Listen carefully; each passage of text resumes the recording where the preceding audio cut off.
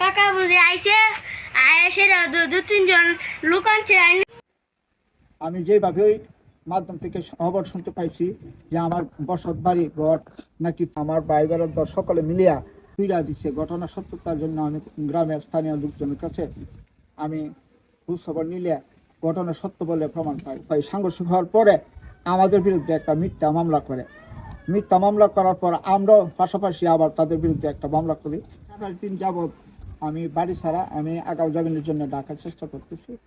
আমি প্রশাসনের কাছে দৃষ্টি আকর্ষণ করি, সত্য জেনে আমার সুষ্ঠু বিচারে তদন্ত করে নির্বিচারে আশাবাদ। বাড়িতে যতটুকু শুনলাম সিসির ব্যবস্থা আছে, যদি সম্ভব হয় আমি বলবো যে আইনগতভাবে দেখো যে সিসির মধ্যে কারা এই ঘটনা ঘটাইছে।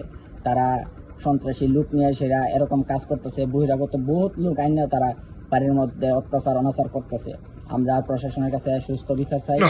গত রাত্রে আমার সবাই ঘুমাইছে বাড়ির মধ্যে, আপনি ওনার প্রত্যেক ঘরে উনি আগুন ধরিয়ে দিচ্ছে এবং ওনার আর 2টা ঘর আছে, ওনার এটার নিজে মালপত্র রাখি এই ঘরের নিজ ঘরে পেট্রোল দিয়ে আগুন ধরিয়ে পুরা চেষ্টা করছে।